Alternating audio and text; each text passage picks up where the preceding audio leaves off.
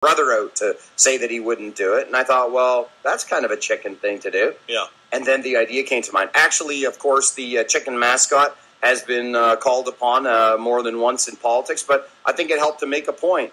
He's got a lot of bluster and bravado, but he's unwilling to go head-to-head with me. And I'm still looking for the opportunity in this campaign to do a head-to-head. You know what, Jay-Z? Yeah, if you do it here, I'd be forever grateful, by the way. It'd be hilarious. We'll do it at Sausage Fest. You know what Jay-Z said? You know, he's loud as a motorbike, but wouldn't bust a grape in a fruit fight.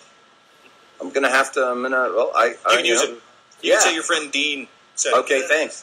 And we stole it from Jay-Z, though. You got to put that in. Yeah, and I've seen Jay-Z live a couple of times, so that's not too much of a stretch for me. He's pretty happening guy. I will say, hold it. Let me say, we did a couple of years ago. You were going to wear a diaper. No, that's not. Well, okay. You want to talk more about that? No. Here's the thing. Listen, it's a serious subject. You can't make light of it because I wasn't playing with it, right? No, I know, but let me say this. My father lay for 7 months in a hospital bed with only the ability to move his eyes. And as Minister of Health and Long-Term Care, a big discussion came up because the long-term care sector moved to a more absorbent diaper, a word I never used then. An adult, what do you call it? An adult? Yeah, well, diaper. And there was a big debate about whether this was humane or not. Yeah. And all I suggested was that as I watched my father's eyes, a grown man who had been a powerful man, reduced to depending upon someone else to change him, I wondered where the balance was in terms of human dignity. And I made a mistake then about talking about it, and people pretended that I was making light of it, but I approached it from the most serious of circumstances. And with this is a situation that affected my dad, and for 7 months I witnessed this. He had a massive brainstem stroke. He lay in a hospital bed for 7 months with only the ability to move his eyes. Well, and all very sad, but did you plan on actually wearing the diaper? Trying to make the point that absorbency might actually offer benefit in terms of dignity. Because people were saying, oh, well, they're going to put on these higher absorption ones so that they don't have to have any staffing, so that there's no human intervention. What I was trying to suggest was that for this one man that I knew so personally, the action of actually being changed looked to me like a loss of dignity, and maybe there was another point to be made.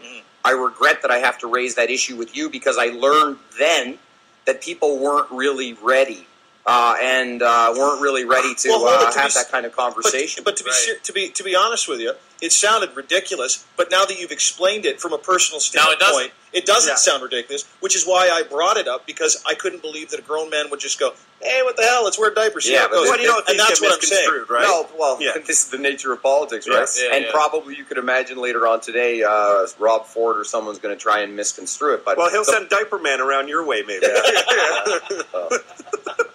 And won't that be awesome, eh? A ripped guy in a diaper. Well, the ripped part. And last but not least, the only thing I saw that on a Simpsons episode, like in the last 5 days. So. Or Family Guy. Yeah. Or it was a Simpsons episode. You're right. Was a rip guy? Yeah. No, it was Homer, I think. He was getting lazy. He was earning extra cash for. He was deeply in debt. He'd gone to the credit counselor, and the only job that he could get was to be Mr. Burns' humiliation guy. So every time he did something that was humiliating, Mr. Burns gave him wads of cash, and this was one of the gags. Walking around in I walked around in a sanitary once. Yeah, so if you want to know how I'm getting my briefing materials, this is the Simpsons back-to-back episodes, preferably. Last but not least, George Smith, our guest, mayoral hopeful, one of the front runners. Is and I know you're his friend. Is McGuinty that much of a douche nozzle? Well, that's very, very strong language. Dalton McGuinty is a friend of mine. He's somebody that in public life has given me opportunities. And of all of the people that I've met in politics, which is many because I've been doing it since I was a kid, this is a fundamentally decent guy. I'll give you a small example. I think his publicly... Please do, because I have the distinct wrong impression that he's a massive dick. I think that... I could just tell, I think, a personal story rather than a policy issue. There was a time in my life that I've been open and talking about, luckily quite a few years ago, when I was doing drugs. Mm-hmm. What kind of drugs? Well, I'm not. I was in the gay party scene. That's what I'm. That's the way that I was. Those are good scenes from what I was heard. Because if it was weed, I was going to tell you you're lying. It's not a drug. It's a plant. Okay, well, it was worse than that. It was different than that. Let's say different. And on a certain day, I went out to CAMH because I was the Minister of Health. I made a speech at this event called the Courage to Come Back Awards, where people who had struggled through mental health and addiction were being acknowledged for the barriers that they busted down. Right. And I didn't plan to do it, but as I walked up on stage, I thought, I can't go up here and be some hypocrite and pretend I'm just some guy in a suit as the Minister of Health. I acknowledged, I said, as somebody who's seen the wrong side of too many sunrises, which was kind of my way of entering into the subject, I said, there was a time in my life when I struggled with addiction. And when I called him to talk, it's like, hey, boss, by the way, just want to let you know I made this speech and some people might find it controversial. He didn't have a whiff of interest in talking to me about, well, what are the political or policy implications for us as a government? It was all human all the time. And I think this is really what I admire and respect about him at all times.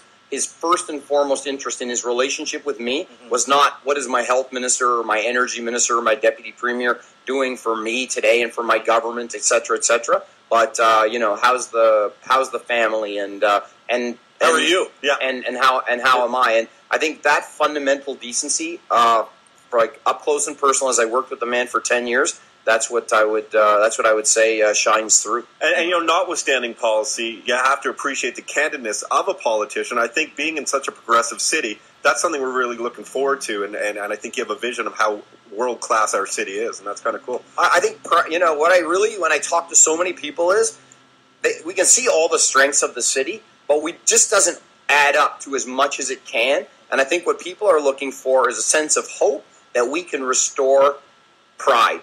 And and this I'll close on. Maybe I could close on this. I was born in 1964. In 1964, the Toronto Maple Leafs won the Stanley Cup. I want to be the 64th mayor of Toronto, and I promise that if I'm elected mayor, the Toronto Maple Leafs will continue to be extremely profitable.